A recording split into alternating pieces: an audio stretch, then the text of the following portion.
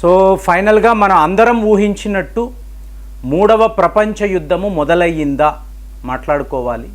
ఎందుకంటే ఇజ్రాయెల్ వాళ్ళు ఓపెన్గా చెప్తున్నారు declaration of war against Iran. So ఈరాన్పై మేము ఒక యుద్ధము ప్రకటించాము అని ఇజ్రాయెల్ యొక్క ప్రధానమంత్రి బెంజమిన్ నెతన్యాహు ఒక వీడియో కాన్ఫరెన్స్లో ఈయన మాట్లాడుతున్నారు. నిన్న ఉదయము ministry of external affairs so వీళ్ళు ఒక ప్రెస్ రిలీజ్ అనేది వీళ్ళు విడుదల చేశారు. ఇందులో ఈరాన్ యొక్క న్యూక్లియర్ సైట్స్పై ఇజ్రాయెల్ చేసిన దాడులు, సో దీని నుంచి రాబోతున్న ప్రమాదం, మీకు ఈ ప్రమాదం ఎలాగైనా ఉండొచ్చండి. ముఖ్యంగా మనం చెప్పుకోవాలి అంటే ఇజ్రాయెల్ మా మిత్రదేశము, ఈరాన్ కూడా మా మిత్రదేశం. సో మీ మధ్య ఇలాంటి ఒక యుద్ధము రావడము అనేది చాలా చాలా బాధాకరమైన విషయము. మీరు డీఎస్కలేట్ అవ్వండి. సో ఇది మన ప్రెస్ రిలీజ్. ఇమీడియట్గా మీకు బెంజమిన్ నెతన్యాహు గారు నరేంద్ర మోదీ గారికి ఫోన్ చేసి ఏ పరిస్థితుల్లో ఇలాంటి దాడులు చేయాల్సిన అవసరము వచ్చింది అంటే ఇజ్రాయెల్ ఈరాన్పై ఎందుకు యుద్ధాన్ని ప్రకటించింది అని వివరంగా ఈయన చెప్తున్నారు. కానీ మన పర్సెప్షన్లో చూసారు అనుకోండి, స్ట్రైట్ ఆఫ్ హార్మోస్ అని అంటారు. ఈ స్ట్రైట్ ఆఫ్ హార్మోస్ అన్నప్పుడు మిడిల్ ఈస్ట్ వైపు నుంచి వస్తున్న మీకు వాణిజ్య ఓడలు ఇవాళ కూడా మనము హయ్యెస్ట్గా ఇప్పుడు మీరు రష్యన్ ఆయిల్స్ అనండి, ఇరాక్ అనండి, వీళ్ళ వద్ద మనము చమురు కొంటాం, క్రూడ్ ఆయిల్ కొంటాం. మీకు ఈ ఓడలు ఈ మార్గము గుండానే భారత్లోకి రావాలి, వేరే మార్గమే లేదు. సో అలాంటప్పుడు భారత్లో ఇప్పుడు ఈ ఆయిల్ క్రైసిస్ వస్తే మోదీ గారు ఇదే చెప్పారు, మీరు గొడవలు పడితే ఇజ్రాయెల్కి ఈరాన్కి మధ్య యుద్ధము అని అన్నప్పుడు ఇది ఒక గ్లోబల్ క్రైసిస్కి దారి తీయవచ్చు, ప్రపంచము గురించి ఆలోచించండి, డీఎస్కలేట్ చెయ్యండి అంటే ఈరాన్ వినే పరిస్థితిలో లేరు. ఇజ్రాయెల్ కూడా అంటే వాళ్ళు ఏమంటున్నారు, ఇది ఒక గ్లోబల్ డేంజర్ అండి, ఈరాన్ వద్ద న్యూక్లియర్ ఆయుధాలు ఉండడము అనేది ప్రపంచానికే ముప్పు అని చెప్పి ఇజ్రాయెల్ వాళ్ళు ఏం చెయ్యాలో అదే ఈరాన్ మీద చేశారు. నిన్న కూడా మాట్లాడాం, ఎంత ఒక భీకరమైన దాడులు అంటే ఈరాన్ యొక్క న్యూక్లియర్ సైట్స్ మీద అంతా కూడా మీకు చాలా పెద్ద లెవెల్లో వీళ్ళు అటాక్స్ చేశారు.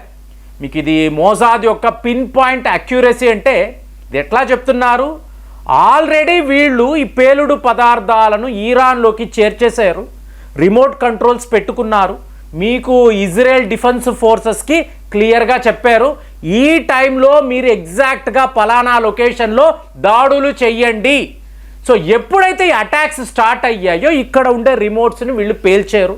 పెద్ద స్థాయిలో మీకు ఇట్లాగే ఎక్స్ప్లోజివ్స్ మీకు సో పెద్ద సైట్స్ అంతా కూడా మీకు ఈ పేలుడులో మీకు చిక్కుకుపోవడము, మీకు ఎటు చూసినా కూడా పొగ, మీకు నల్లని మీకు కారు మేఘాలు కమ్ముకున్నాయా మీకు తెహరీన్పై అన్నట్టుగా వ్యవహారం. కానీ ఇక్కడ భారత్ శుభ్రంగా ఇరుక్కుపోయింది అని చెప్పి మీకు యుద్ధ విశ్లేషకులు చెప్తున్నారు. ఎందుకు అంటే మనం ఈరాన్ వైపు ఉండలేము, ఇజ్రాయెల్ వైపు ఉండలేము, ఇద్దరిని మనం సపోర్ట్గా తీసుకోవాలి. ఈరోజు కూడా మీరు చూసారనుకోండి, పాకిస్తాన్ యొక్క ప్రధానమంత్రి ఈరాన్ వెళ్ళి భారత్ చేసిన ఎయిర్ స్ట్రైక్స్ ఆపరేషన్ సింధూర్ గురించి మాట్లాడి మాకు జరిగిన నష్టాలు చూడండి అన్నప్పుడు మీకు అయోటుల్లా ఖామాని వాళ్ళ సుప్రీం లీడర్ మీరు ఇలా గొడవలు పడకూడదు, ఇవాళ వాళ్ళు ఈ ఆపరేషన్ సింధూర్ ఆపేశారు, నాకు ఆనందంగా ఉంది, మీరిద్దరు గొడవలు పడితే మాలాంటి దేశాలు ఏమైపోవాలి, క్లియర్గా అంటే భారత్ మా ఆప్త మిత్రుడు, వాళ్లతో ఇలాంటి గొడవలకు దిగవద్దు క్లియర్గా ఆయన చెప్పాడు. ఎన్నో పత్రికల్లో వేరే కథనాలు, ముందు మీరే టైటిల్ చూడాలండి, ఏ పత్రిక ఏం రాస్తుందో గమనిస్తేనే ఒకే విషయాన్ని పాజిటివ్గా రాస్తారు, నెగటివ్గా రాస్తారు. నెగటివ్ విషయాలు తీసుకొని బాబా ఇలా అన్నాడా, ఈరాన్ పూర్తిగా పాకిస్తాన్ వైపు వెళ్ళిపోయిందా, ఇలాంటి కథనాలు కూడా పాకిస్తాన్ మీడియా ఇందులో మాస్టర్స్లా తయారయ్యారు. చైనా వాడు వాళ్ళకి ట్రైనింగ్ ఇస్తున్నాడు. ఇవన్నీ నమ్మకూడదండి. ఈరాన్ వాళ్ళు ఎప్పుడూ కూడా భారత్ వైపు ఉంటారు.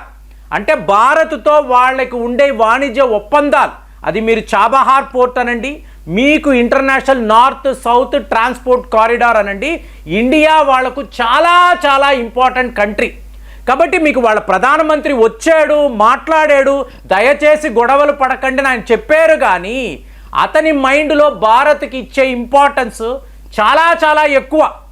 మనకు కూడా ఇప్పుడు మనము ప్రతి ఒక్క పని కూడా ఈరాన్ బేస్డ్గానే చేస్తాం.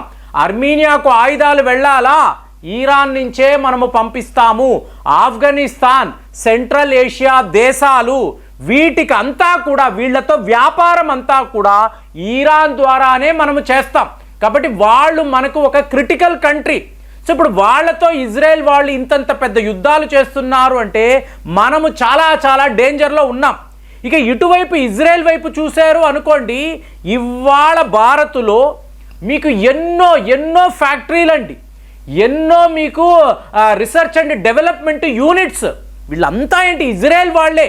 మొన్న పాకిస్తాన్ మీద ఆపరేషన్ సింధూర్లో బారక్ 8 వాడాం. ఎవరిది? Israel technology. ఇక్కడ భారత్లో మన శాస్త్రవేత్తలు ఇజ్రాయెల్ యొక్క ఇంజనీర్లు కలిసి ఈ బారక్ 8 అనబడే మిజైల్ టెక్నాలజీని డెవలప్ చేస్తున్నాం. అలాగే air born warning and control system, ఈ విమానం మనం వాడుతున్న ఈ విమానం ఎవరిది? ఇజ్రాయెల్ వాళ్ళదే. మీకు ఇలాంటివి ఎన్నో టెక్నాలజీకి సంబంధించి, ఆయుధాలకు సంబంధించి భారత్లోనే ఇజ్రాయెల్ యొక్క డిఫెన్స్ ఇండస్ట్రీస్కి సంబంధించి ఎంతోమంది ఇక్కడికి వచ్చి మన దేశంలో ఉద్యోగాలు చేసుకుంటున్నారు. పెద్ద లెవెల్లో మనం పెట్టుబడులు పెడుతున్నాము, కొత్త కొత్త ఆయుధాలను తయారు చేస్తున్నాము. ఇలా చూస్తే మనకి ఇజ్రాయెల్ ఎంత ముఖ్యమో ఈరాన్ కూడా అంతే ముఖ్యం. ఇప్పుడు వీళ్ళు ఇద్దరు గొడవ పడితే ఇదంతా ఈ దరిద్రం అంతా కూడా అమెరికా వాడిదండి. ఇప్పుడు వాడేం చేశాడు? పారిపోయాడు. వాళ్ళ అధికారులనంతా తీసుకొని పారిపోయి దూరము నుండి దిక్కులు చూస్తూ చేసిందంతా వీడే. ఇప్పుడు ఈరాన్ యొక్క సుప్రీం లీడర్ ఏమన్నారు? ఇది ఒక్క ఇజ్రాయెల్ చేసే పని కాదండి, ఇజ్రాయెల్ కన్నా మా దేశము 10 రెట్లు పెద్దది.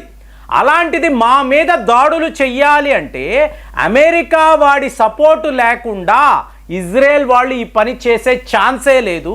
కాబట్టి మేము ఇజ్రాయెల్ని కాదు అమెరికాను టార్గెట్ చేస్తాం.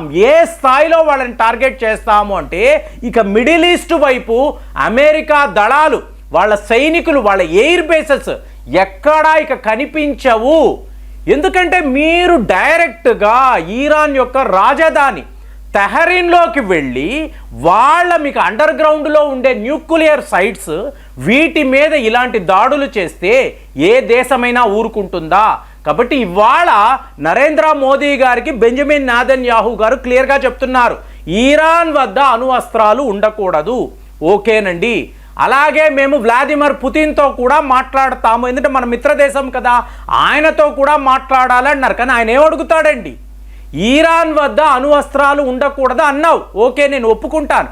మరి నీ వద్ద 90 అణు అస్త్రాలు ఉన్నాయి కదా, నువ్వు ఎక్కడెక్కడో దాచిపెట్టావు కదా, అది ప్రపంచానికి ప్రమాదము కాదా? ఎందుకు ఇలా అడుగుతున్నానంటే నెక్స్ట్ వీడియోలో ఇది ఎంత ఒక డేంజరస్ వ్యవహారమో, వీళ్ళు చెప్తున్న యుద్ధము ఏదైతే యుద్ధమును మాట్లాడుతున్నారో మిడిల్ ఈస్టులో, ఇది ప్రపంచాన్నే మీకు ప్రమాదములో పడేస్తుందండి. ఇది ఒక గ్లోబల్ థ్రెట్ అండి, గ్లోబల్ క్రైసిస్ అండి. దీన్ని మనం మామూలుగా తీసుకోలేం. మీకు ఎక్కడ ఏం జరిగినా పర్వాలేదు, మిడిల్ ఈస్టులో ఇలాంటి క్రైసిస్ వచ్చినప్పుడు మీకు ఈ ఆయిల్ ధరలు అనేవి ఉన్నాయి చూసారా, మీకు అంచెలంచెలుగా పెరుగుతూ పోతూ ఉంటాయి. ఆ పరిస్థితిలో మనము భారతీయులుగా ఇలాగ ఇంత పెద్ద దేశము, ఇక్కడ ఇంతమంది ఇంతలాగా ఫ్యూయల్ వాడతాము, మరి ఇవి 2 3 పెరిగితే మనము తట్టుకోగలమా? లేదు కదా. కాబట్టి ఇజ్రాయెల్ ఈరాన్ యుద్ధము అనేది ఎట్టి పరిస్థితుల్లో ఆగాలి, ఆపే తీరాలి. ఇక మోదీ గారు అయితే నేను మీడియేషన్ చేస్తాను, మీ ప్రాబ్లం ఏంటి, నేను కూర్చొని మాట్లాడతానని చెప్పి క్లియర్గా చెప్తున్నారు. కానీ ఇదంతా కూడా అమెరికా వాడి నాటకం. మరి మోదీ గారు, బెంజమిన్ నెతన్యాహు గారు ఏం మాట్లాడుకున్నారు? ఈ యుద్ధాన్ని ఆపడానికి వీళ్ళ వద్ద ఏమైనా ప్రణాళిక ఉందా? మీరు కూడా ఆలోచించండి. సో వాళ్ళ యొక్క పాయింట్ ఆఫ్ వ్యూలో ఈ వార్ని మీరు ఎలా చూస్తున్నారు కామెంట్స్లో రాయండి. మళ్ళీ వచ్చే వీడియోలో కలుద్దాం. జై హింద్.